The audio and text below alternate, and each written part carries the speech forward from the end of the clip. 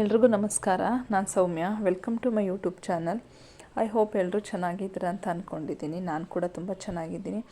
ನಾನಿವತ್ತು first time ಮಂತ್ರಾಲಯಕ್ಕೆ ಹೋಗಿದ್ದ ಒಂದು ಚಿಕ್ಕ ವಿಡಿಯೋ ಹಾಕ್ತಾಯಿದ್ದೀನಿ. ಬಿಕಾಸ್ ತುಂಬ ವರ್ಷದಿಂದ ಆಸೆ ಇತ್ತು ಮಂತ್ರಾಲಯಕ್ಕೆ ಹೋಗಬೇಕು ಅಂತ. ಆದರೆ ಎಲ್ಲರೂ ಹೇಳ್ತಾರಲ್ವ, ರಾಯರೇ ನಮ್ಮನ್ನು ಕರೆಸ್ಕೋತಾರೆ ಅಲ್ಲಿಗೆ ಅಂತ.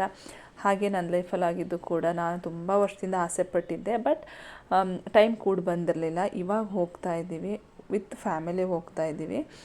ನಾವು ಬೆಂಗಳೂರಿಂದ ಹೊರಟಿದ್ದು, ಬೆಂಗಳೂರಿಂದ ಟ್ರೈನಲ್ಲಿ ಹೊರಟಿದ್ದು ನಾವು ಮಂತ್ರಾಲಯಕ್ಕೆ. ನೈಟ್ ಜರ್ನಿ ಆಯಿತು. ಬೆಳಗ್ಗೆ 8 ಗಂಟೆ ಹೊತ್ತಿಗೆ ನಾವು ರೀಚ್ ಆದ್ವಿ. ಇದು ಮಂತ್ರಾಲಯದ ರೈಲ್ವೆ ಸ್ಟೇಷನ್. ಆ ರೈಲ್ವೆ ಸ್ಟೇಷನಿಂದ ಆಟೋದಲ್ಲಿ ಮತ್ತೆ ಹೋಗಬೇಕಾಗುತ್ತೆ. ನಾವು ಆಟೋ ಬುಕ್ ಮಾಡಿಕೊಂಡು ನಾವು ಅಲ್ಲಿಂದ ಹೊರಟಿ ಅಲ್ಲಿ ಒಂದು ರೂಮ್ ಮಾಡ್ಕೊಂಡು, ಹೋಟೆಲ್ ರೂಮ್ ಮಾಡ್ಕೊಂಡು ಫ್ರೆಶ್ ಅಪ್ ಆಗಿ ನಾವು ಮಂತ್ರಾಲಯಕ್ಕೆ ದೇವಸ್ಥಾನಕ್ಕೆ ಹೋಗಿದ್ದು 11 ಗಂಟೆ 11:30 ಗಂಟೆ ಆಗಿತ್ತು. ಇವಾಗ ನೋಡ್ತಾ ಇರ್ಬೋದು, ಇದು ಮಂತ್ರಾಲಯದ ಎಂಟ್ರೆನ್ಸು. ನನಗೆ ತುಂಬ ವರ್ಷದ ಕನಸು ದೇವಸ್ಥಾನಕ್ಕೆ ಹೋಗಬೇಕು, ಮಂತ್ರಾಲಯಕ್ಕೆ ಹೋಗಬೇಕು, ರಾಯರನ್ನು ನೋಡಬೇಕು ಅಂತ. ಬಟ್ ಟೈಮ್ ಕೂಡ ಬಂದಿರಲಿಲ್ಲ. ತುಂಬ ಬಿಸಿಲಿತ್ತು. ನಾವಿನ್ನೂ ಏನೂ ತಿಂದಿರಲಿಲ್ಲ, ಟಿಫನ್ ಕೂಡ ಮಾಡಿರಲಿಲ್ಲ. ಫಸ್ಟ್ ರಾಯರ ದರ್ಶನ ಮಾಡೋಣ ಅಂತ ದರ್ಶನ ಮಾಡೋದಕ್ಕೆ ಅಂತ ಹೋದ್ವಿ. ರಶ್ ಏನು ಅಷ್ಟು ಇರಲಿಲ್ಲ, ತುಂಬ ಚೆನ್ನಾಗಿ ಇದು ದರ್ಶನ ಆಯಿತು, ಬೇಗನೆ ಆಯಿತು. ಇವಾಗ ತುಂಬ ಬಿಸಿಲಿದ್ದಿರೋದ್ರಿಂದ ಎಲ್ಲರೂ ಕೂಡ ತುಂಬ ಸುಸ್ತು, ಟಿಫನ್ ತಿಂದಿರಲಿಲ್ಲ. ಹಾಗಾಗಿ ಸೊ ಹೋದ್ವಿ. ಎಂಟ್ರೆನ್ಸ್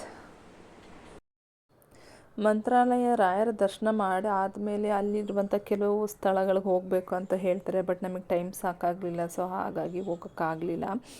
ಇಲ್ಲಿ ರಾಯರ ಮಂತ್ರಾಲಯದಲ್ಲಿ ನಾನಿವಾಗ ಹೆಜ್ಜೆ ನಮಸ್ಕಾರ ಮಾಡ್ತಾಯಿದ್ದೆ. ಜೊತೆಗೆ ನನ್ನ ಅಳಿಯ ಕೂಡ ಸಪೋರ್ಟ್ ಮಾಡ್ತಾಯಿದ್ದ. ಅವನು ಕೂಡ ನನ್ನ ಹತ್ರ ಬಂದು ಹೆಜ್ಜೆ ನಮಸ್ಕಾರ ನಾನು ಹೇಗೆ ಮಾಡ್ತೀನಿ ಹಾಗೆ ಮಾಡ್ತಾಯಿದ್ದ. ನೋಡ್ತಾ ಇರ್ಬೋದು. ನಾವು ದರ್ಶನ ಮುಗಿಸ್ಬಿಟ್ಟು ಹೆಜ್ಜೆ ನಮಸ್ಕಾರ ಮಾಡೋ ಟೈಮ್ ಆ್ಯಕ್ಚುಲಿ ಮಧ್ಯಾಹ್ನ 1 ಗಂಟೆ ಆಗೋಗಿತ್ತು, ಊಟದ ಸಮಯ. ಅದಾದಮೇಲೆ ನಮಗೆ ಅಲ್ಲೇ ರಾಯರ ಸನ್ನಿಧಿಲೇ ಸಿಗುವಂತಹ ಪ್ರಸಾದನ ನಾವು ತಿಂದ್ವಿ. ಪ್ರಸಾದ ಕೂಡ ಅನ್ನ ಸಾಂಬಾರು ಮತ್ತು ಸ್ವೀಟ್ ಇತ್ತು. ಹೊಟ್ಟೆ ಹಸ್ತಿತ್ತು, ಸೊ ಹಾಗಾಗಿ ಪ್ರಸಾದ ಕೂಡ ಹೊಟ್ಟೆ ತುಂಬ ತಿಂದ್ವಿ. ಅದಾದಮೇಲೆ ನಾವು ರೂಮ್ಗೆ ಹೋಗ್ಬಿಟ್ಟು ರೆಸ್ಟ್ ಮಾಡಿದ್ವಿ. ತುಂಬ ಬಿಸಿಲಿದ್ದ ಕಾರಣ ನಾವೆಲ್ಲೂ ಹೋಗೋಕ್ಕಾಗಲಿಲ್ಲ. ಸಂಜೆ ಮತ್ತೆ 4 ಗಂಟೆಗೆ ಮತ್ತೆ ಸನ್ನಿಧಾನಕ್ಕೆ ಬಂದ್ವಿ, ಮಂತ್ರಾಲಯದ ಮಠದ ಹತ್ರ ಬಂದ್ವಿ. ಇವಾಗ ನೋಡ್ಬೋದು ಸ್ವಲ್ಪ ಬಿಸಿಲು ಕಡಿಮೆ ಆಗಿತ್ತು. ಇವಾಗಲೂ ಕೂಡ ಅಷ್ಟೇ ಜನ ಕೂಡ ಇದ್ದರು. ಆ ಮಂತ್ರಾಲಯ ದೇವಸ್ಥಾನದ ಹಿಂಬದಿಲಿರುವಂತಹ ನದಿಗೆ ಹೋದ್ವಿ. ಅಲ್ಲಿ ಬೇಸಿಗೆ ಆಗಿರೋದ್ರಿಂದ ಫುಲ್ ನೀರೆಲ್ಲ ಡ್ರೈ ಆಗಿತ್ತು, ಬರೀ ಕಲ್ಲು ಬಂಡೆಗಳು ಕಾಣಿಸ್ತಾ ಇತ್ತು.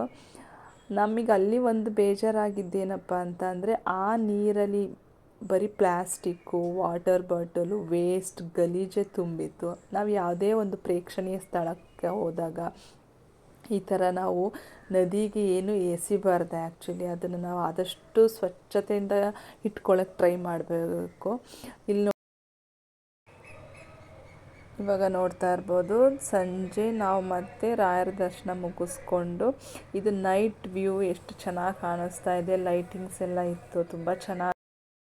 ರಾತ್ರಿ ಹೊತ್ತು ದೀಪಾಲಂಕಾರ ನೋಡೋದೇ ಒಂದು ಕಣ್ಣಿಗೆ ಹಬ್ಬ. ತುಂಬ ಚೆನ್ನಾಗಿ ಕಾಣಿಸ್ತಾ ಇತ್ತು. ಫುಲ್ ಮಠ ಲೈಟಿಂದ ತುಂಬಿತ್ತು, ಅದು ಕಲರ್ಫುಲ್ಲಾಗಿ ಕಾಣಿಸ್ತಾ ಇತ್ತು. ನಾವು ಇದನ್ನೆಲ್ಲ ದರ್ಶನ ಮುಗಿಸ್ಕೊಂಡು ಕೊನೆಗೆ ನಾವು ಅಲ್ಲಿಂದ ಹೊರಟ್ವಿ.